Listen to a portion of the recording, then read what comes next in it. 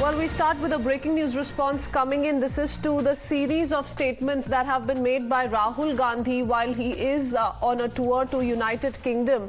And this response is coming in from the son of a Rajasthan minister, Vishwendra Singh, who slammed Rahul Gandhi for his remarks in British Parliament. He says, and I quote, "Can he not speak all this garbage in India, or he genetically prefers European soil? Yes, he believes that he is Italian.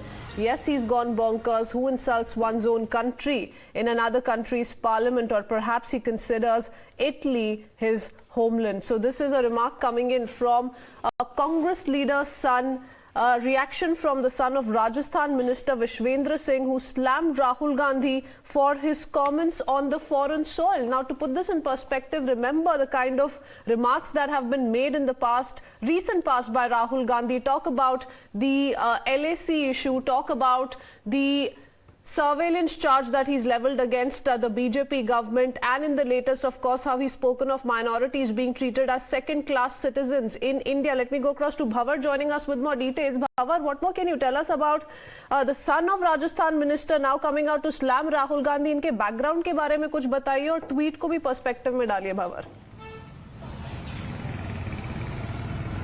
देखिए अनिरुद्ध की जहां तक Okay, बात all right. Before we come to you, do stay on with us. We have Anirudh himself who's joining us over the phone line. Thank you for joining us, Anirudh. If you can tell us, this tweet that has come in attack of Rahul Gandhi. Ma'am, it's an attack. Hello. Yes. Am I audible? Yes, you are. It's not an attack on Rahul Gandhi. It's actually putting a fact out there, saying that what kind of person goes abroad to an international platform and badmouths his own country. That's anti-national as it can get.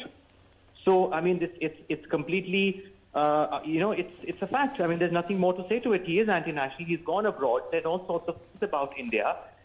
I mean, this is ridiculous.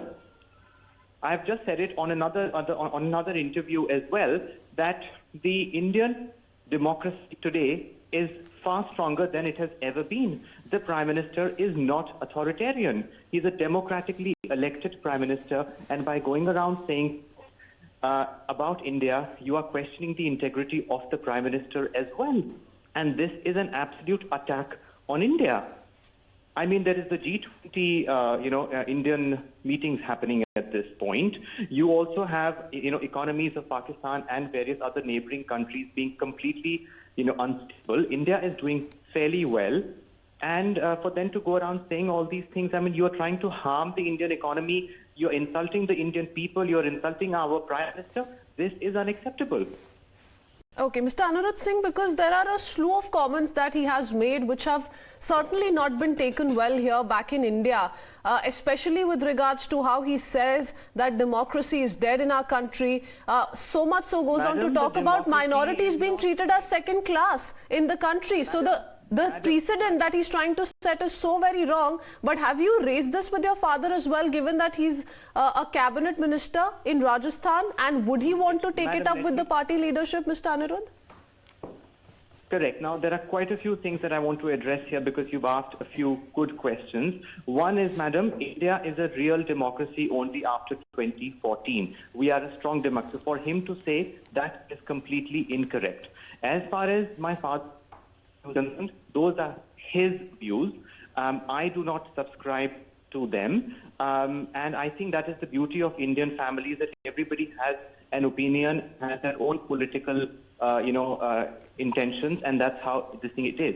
I believe in a Hindu Rashtra. I will agree with the thought process of the RSS, and a Hindu Rashtra and the thought process of the RSS is all inclusive, uniting the country on a majoritarian view, which is Hinduism. We are not here to harm minorities.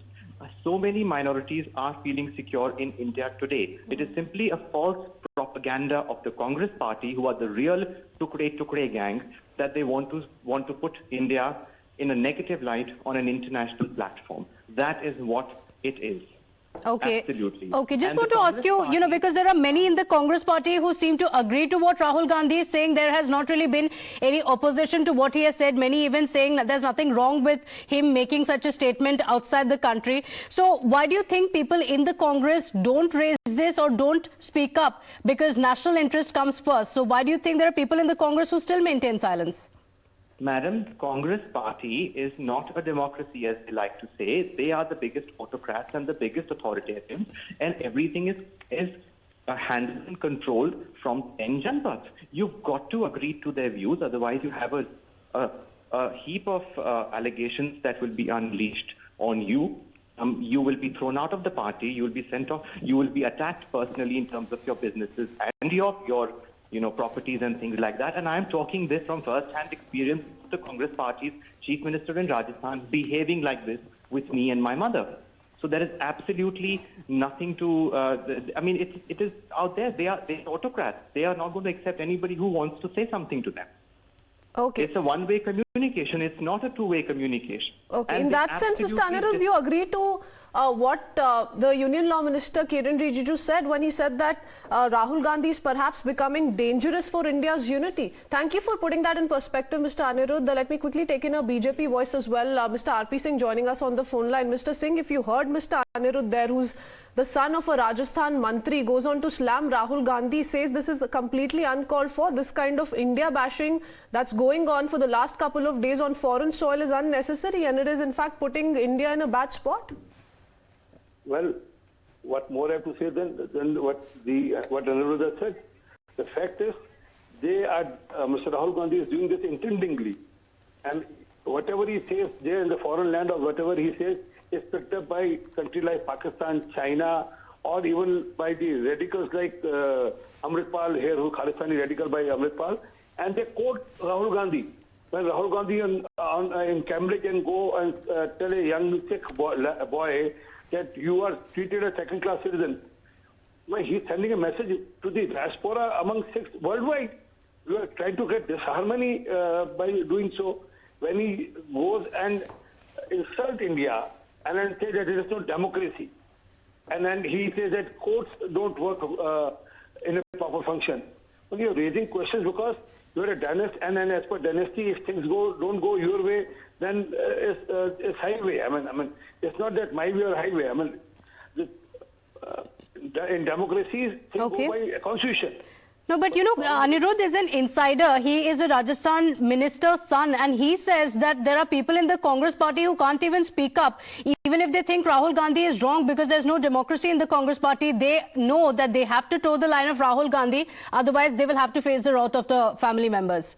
Well, this is not the first time it's happening. I mean, everyone in the Congress feels stifled, whether it was Himant Biswa Sharma, Jyotiraj Scindia ji, or for that regard, Ghulam Nabi Azad, Captain Anirudh Singh. Everyone said the same thing, that there is no way that you can reach out to dynasty, and also there is no voice within the Congress where one can speak.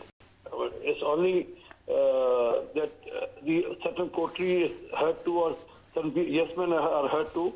No sane voice is heard to. That's the ongoing complaint by a lot of congressmen, and it's very true also, because everyone who quits, or when he's not quitting also, they make the same voice that no one is heard in Congress. Yes, Mr. R.P. Singh, well, Anirudh's is a voice that can't be ignored given the kind of comments that Rahul Gandhi has gone on to make, really trying to attempt to tarnish the image of the country in United Kingdom in a series of lectures and interactions. Thank you for speaking to us, Mr. R.P. Singh. Let me go back to Bhavar, my colleague who continues to stay on with us. Bhavar.